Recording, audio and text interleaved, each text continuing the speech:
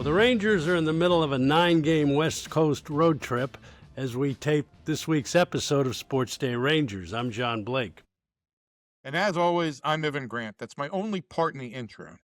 So the Rangers lost 2 out of 3 to the defending World Series champion Dodgers this past weekend. They're in the middle of a 4-game series in Sacramento against the Athletics, the surprising Athletics, who are battling the Rangers for first place in a strange division here early on, Evan, and a lot of things have happened, and we talk about the Rangers as we speak right now, and they've got some bullpen issues as you're out there on the West Coast.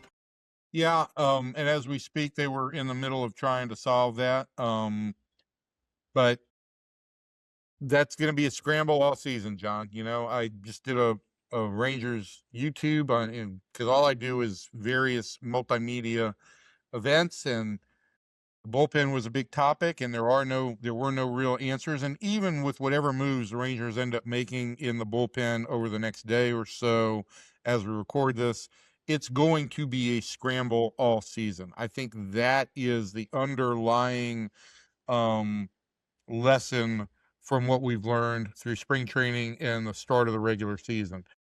There wasn't a lot of money spent on relievers. The farm system is a little bit thin on upper level relievers right now.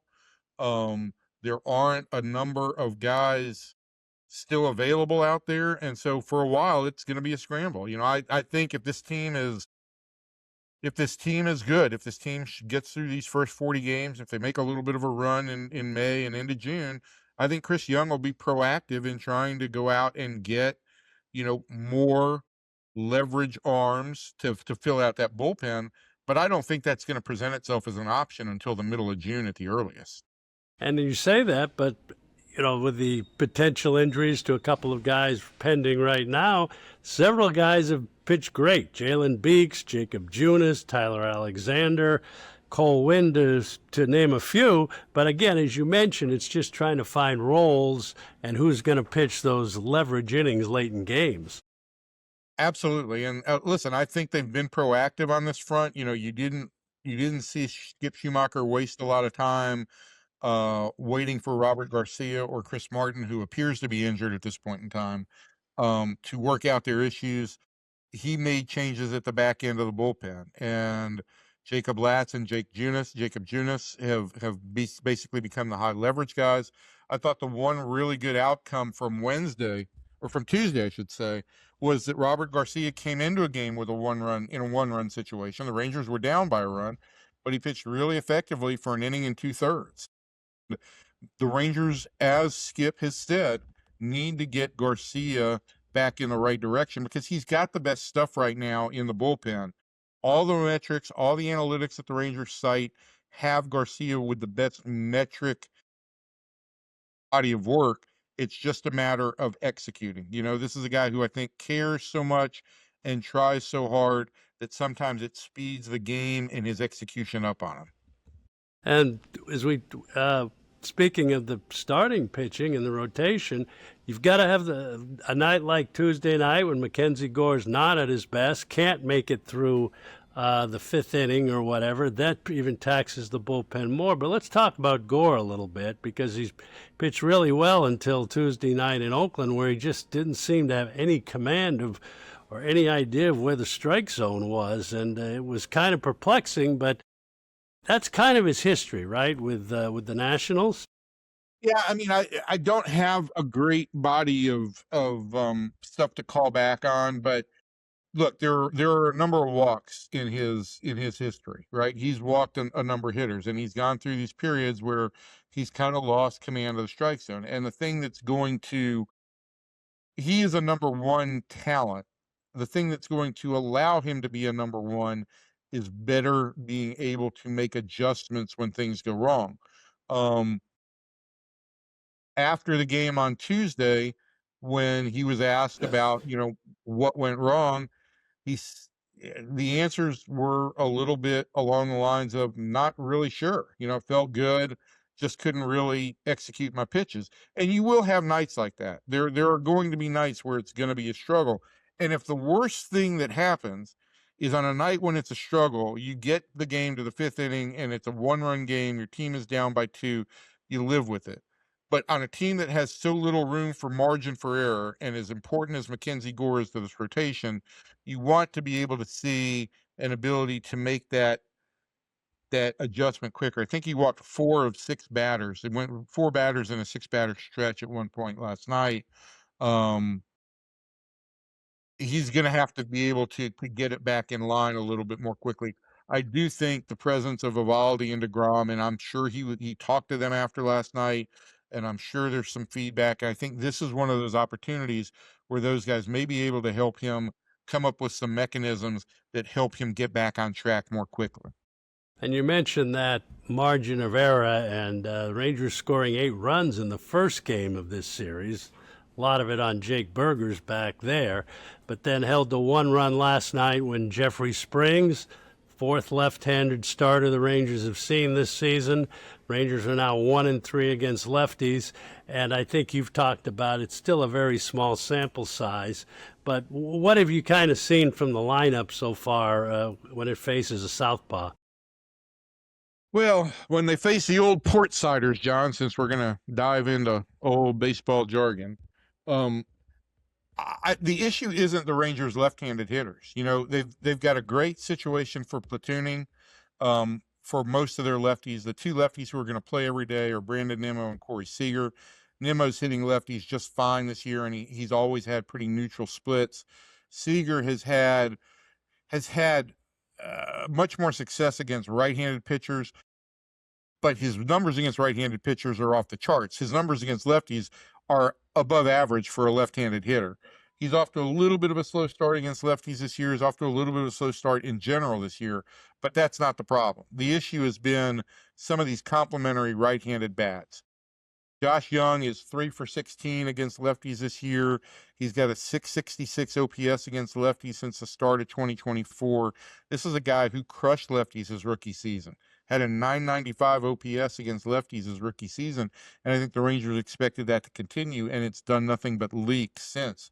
Wyatt Langford last year, and really, you know, in 2024 when he was a rookie and he was hitting lower in the lineup, when he faced lefties, particularly left-handed relievers, it was a lower tier of left-handed relievers. It wasn't the prime guys because those were being saved to face Seager in the middle. And so his numbers against left-handed pitching were high, but mostly based on what he did against left-handed relievers in 24.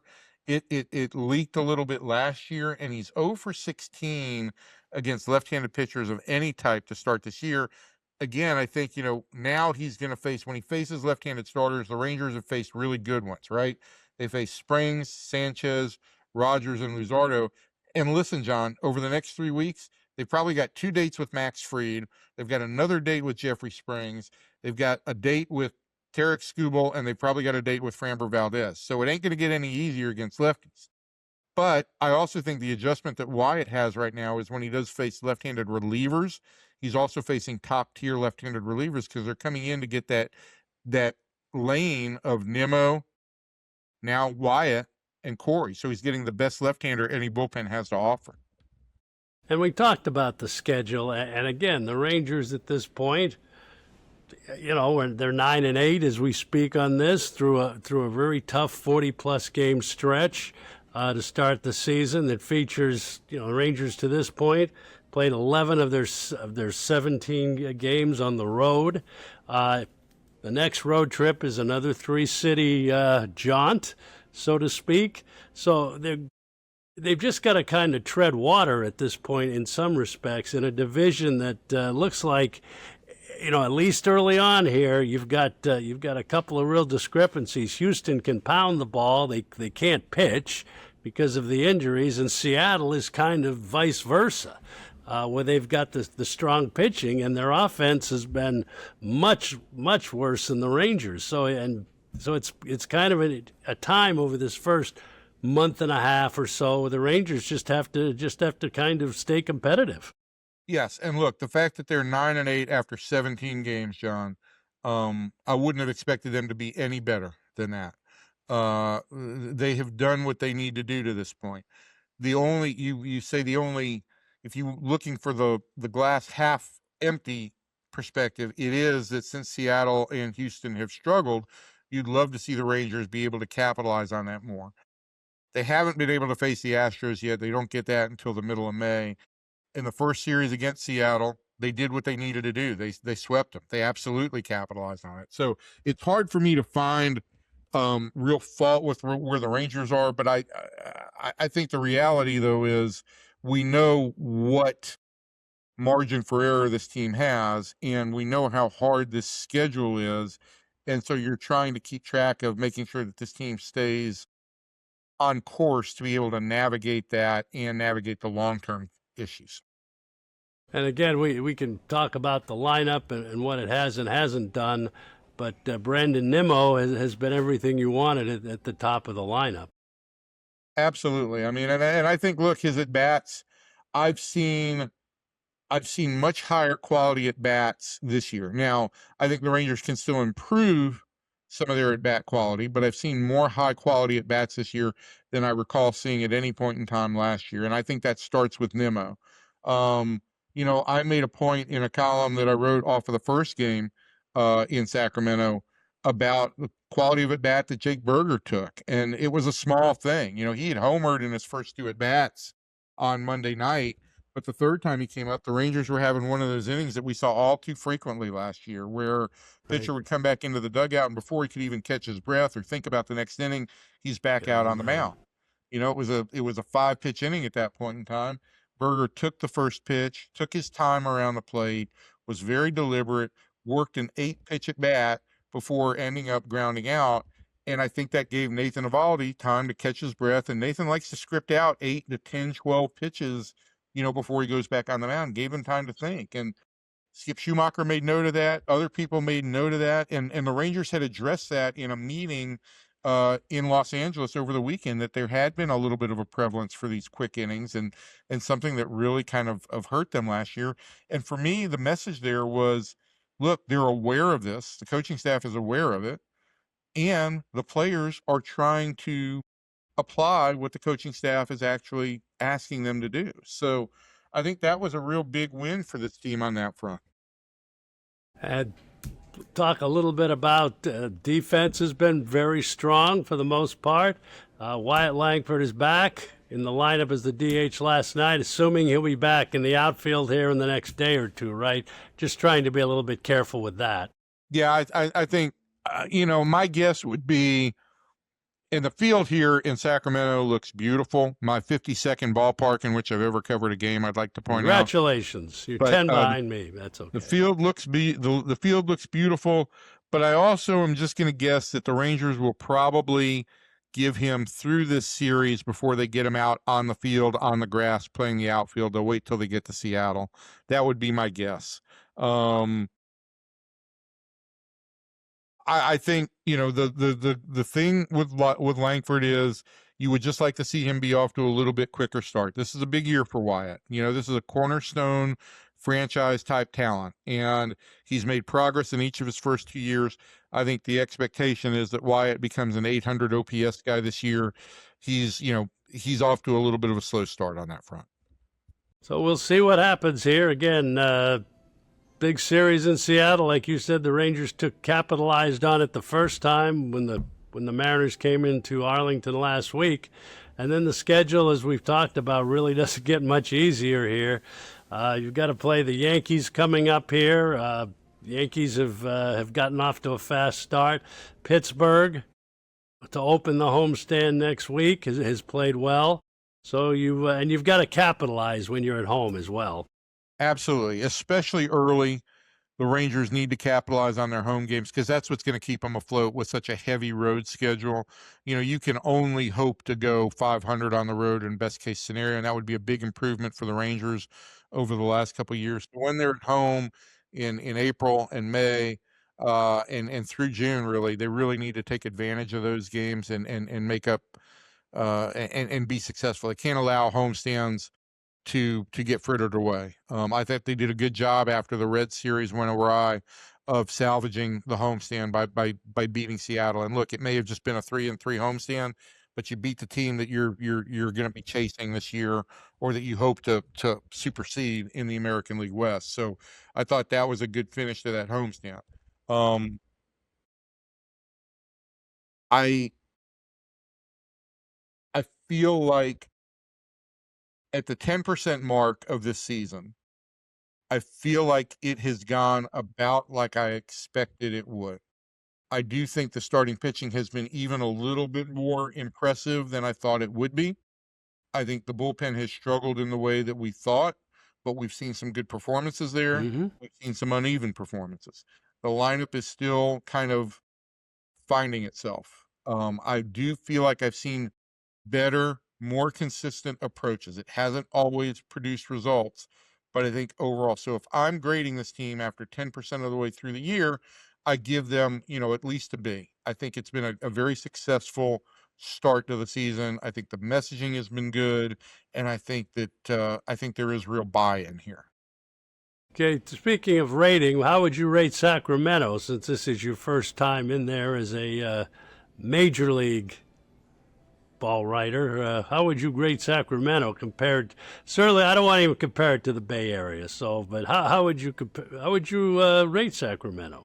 Well, it's a cool little town, and it still does feel more like the downtown still feels a little bit more like a little town, even though you've got the very beautiful California State Capitol right sitting there in the middle, and you've got a major league franchise in the Sacramento Kings in downtown, and what really made it a big league town was on Monday Night Raw was here ahead of WrestleMania, so all of the stars of the WWE had descended upon town. So, listen, my experience in most of these towns is maybe finding a restaurant and the ballpark, and clearly, Sutter Health Park is a minor league ballpark. The A's have made the best of the situation there. And the one thing I wanted to see was how enthusiastic fans would be at these games. And while they're only getting about 8,000 fans, I do feel like people are having a good experience here. And it's a difficult situation because this is a transient team. They're not Sacramento's team. They're not going to be Sacramento's team. They're not staying, right? They're not even identified as the Sacramento A's. So I do think fans are enjoying the amount of time here. All of that said, I still think that Major League Baseball, put themselves in this situation. They shouldn't have had to go this route. If they wanted to move the A's to Vegas, they should have been more proactive in getting something done in Vegas so that there would be a stadium ready. If they wanted to keep them in the Bay Area, they should have done what they needed to do with Oakland or with one of the Bay Area communities to get something done. It's just a shame for the A's organization that they're having to play in lesser facilities right now. Sacramento folks have done the best they can with it, but the A's have a good young team, and they're going to be challenged by their situation here in Sacramento this year and next year, bottom line. And it's hard for the players as well because you're not getting the big fan base, you're not getting the home crowd. And unlike Globe Life Field, which has become a big home field advantage, at least from the crowd and the aesthetics and the noise, you're never going to have that in Sacramento. But hopefully you'll enjoy the rest of your time there, and then it's on to Seattle. Evan's getting a lot of mileage here in the first couple months of the season, and traveling a lot all over the country. And when we come back, we'll talk about our Archives in Arlington segment this week, which will have a presidential spin. We'll be right back. Well, normally we probably wouldn't have spent so much time with Evan talking about his travels on the West Coast. You may have noticed that we had to filibuster a little this week because of some technical difficulties that precluded us having our guest. But Evan, you did a marvelous job. Well, I'm very good when it comes to just like running my mouth. So it's one of the things I do well. We'll call this the one where Evan filibusters. And we should be back with our regularly scheduled guests next week. We apologize for not having guests this week, but there was a lot to talk about at the 10% mark of the season. And when we come back, John, I expect to hear a little bit about some Ranger archives. Maybe it's got a presidential bent to it. There's always the Ranger archives, even when we can't get the guest.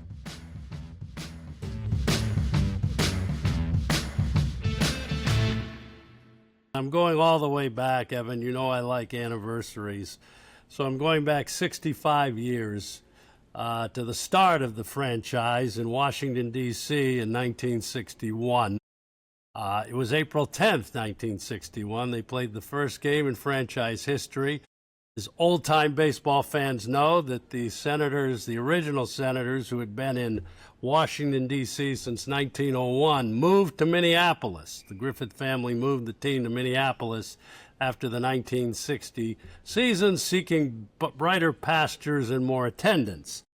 So the American League quickly, to appease politicians, put an expansion team in Washington, which over their 11 years, they weren't very good. But April 10th, 1961, obviously was a big day, first game in franchise history.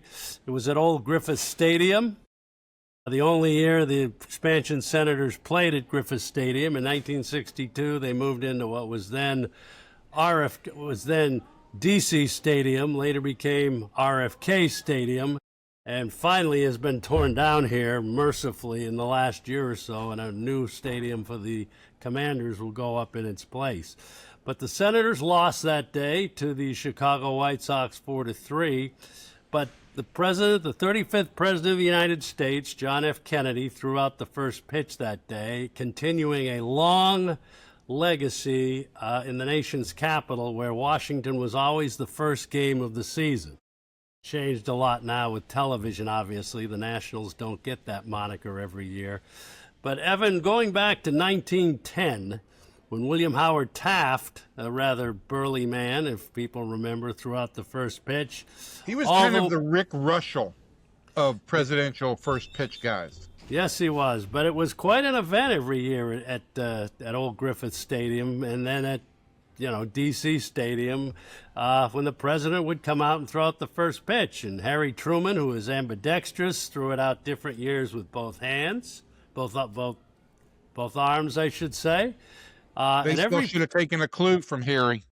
And every president took part in this at times. I mean, FDR didn't go out every year, obviously, during the war years, but he made his appearances.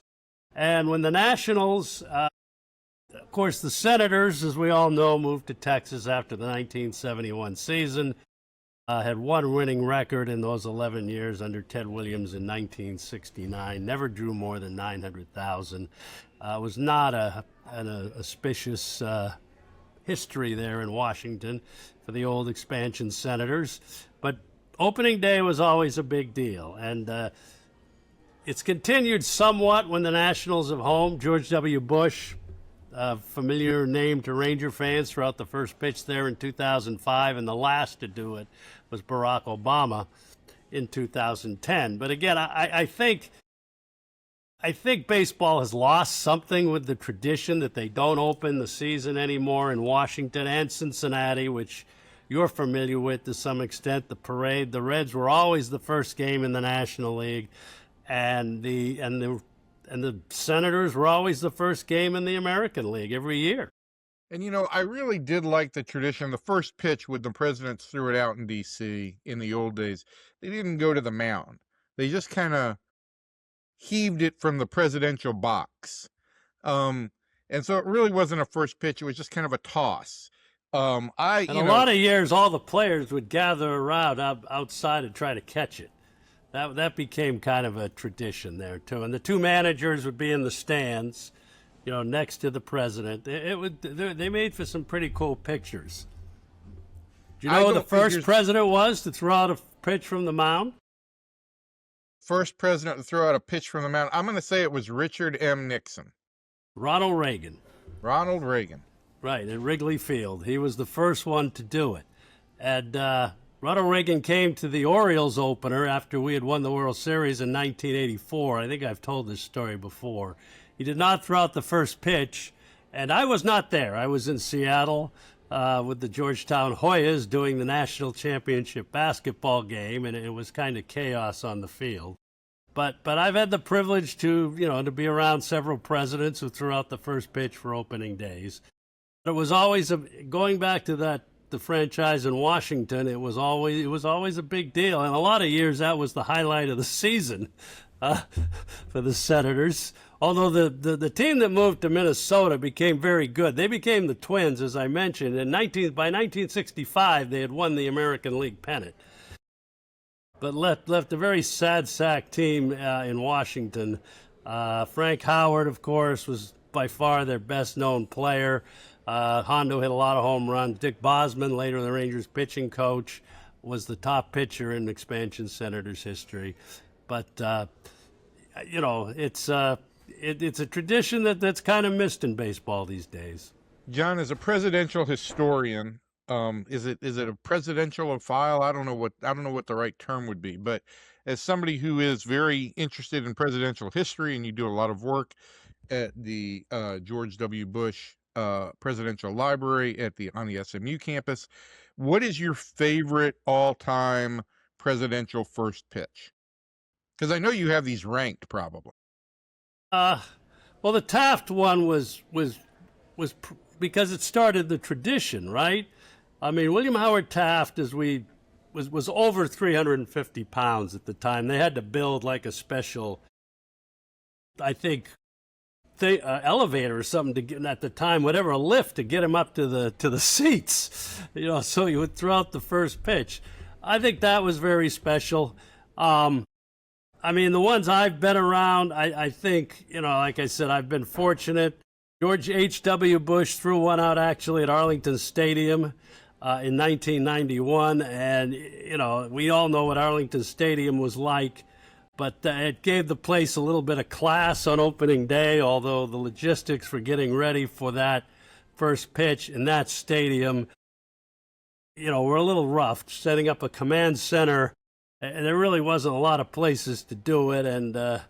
But I think I would probably go with that one because we could never get his son to throw out the first pitch while he was president at our ballpark. But I think we've talked about it. 2009, first year he was out of office. And again, I think you would agree, probably the most special first pitch we've both been around by presidents was in 2010 at the World Series, where 43 threw out the first pitch accompanied by his dad to the mound with Nolan Ryan driving the golf cart. I'll never forget that.